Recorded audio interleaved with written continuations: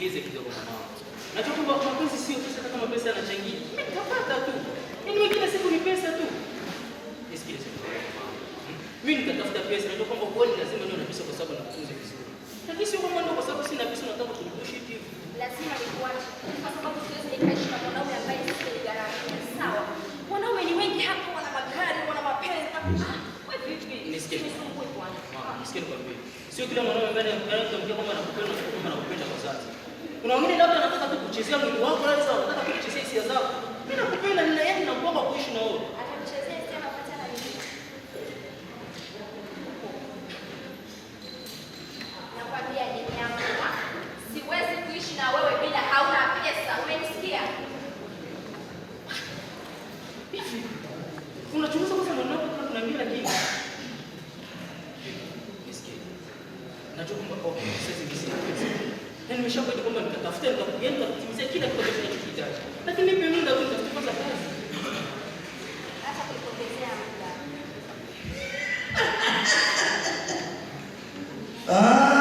Kabisa. Unajua ninapotazama ni wawili, nimekuta kuna tatizo kubwa sana kwa masuala. Na tatizo hilo hata si la kishetani.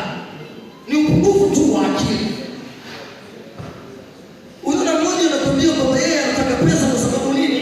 Kwa sababu apate kupendeza, apate kufanya nini? Ngoja nikwambie, ndio unajua kama ndoa inaliliwa na watu wengi sana, lakini unapopata ndoa ni neema. Si watu wote, sio wanawake wote wanaopata ndoa, lakini wengi sana wanalilia kupata ndoa. Ngoja nikwambie maisha yanavyokuwa. Hasa kwanza nikiingia katika maisha ya mapenzi. Moja, kuna watu ambao wako kwenye mahusiano wanataka kujua mahusiano maana yake nini. Hivi nini wewe unajua maana uhusiano ni nini? Kwanza umesema kwenye design za katuni, lakini tunasema kwamba mnapendana. Ndio maana wazungu wamemaliza kusema love is power. Power is love. Kwa sababu mapenzi ni mahusiano ya watu wawili. Lakini kinachosababisha mahusiano hayo ni upendo uliopo ndani ya moyo. Kwa sababu macho siku zote yanapenda vitu ambavyo vinavyoonekana, lakini moyo hauwezi kupenda vitu. Moyo unapenda vitu ambavyo visivyoonekana. Unatambua hivi? Mapenzi ya macho, mapenzi ya mtazamo ni mapenzi ya tamaa. Umempenda huyu kwa sababu labda ana pesa na gari, lakini hujampenda kutoka moyoni. Si ndio kwa maana unamuomba hela? Ndio kwa maana unamuomba kila kitu uanze kugharamia wewe. Unasahau ya kwamba baada ya ndoa kuna maisha mengine ambayo yataanza. Ni maisha gani sasa?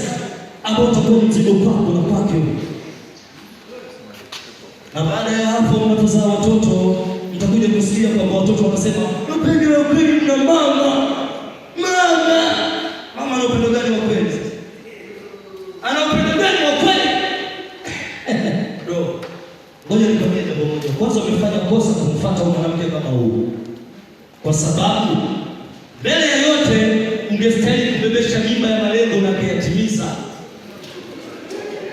Kubebesha mimba kwanza kibia, kubebesha mimba ya mtoto. Afanye mtoto ana faida gani wewe? Think. Waingereza wamemaliza hiyo. Think. Kisha wewe unatolea macho. Wewe watu wengi mmekaa kujichubua ili muonekane na mvuto, makalio makubwa, huko hamna hata akili. Tabaki nasema watakana mbali ni mbaya, lakini wewe ndio unapotezea muda.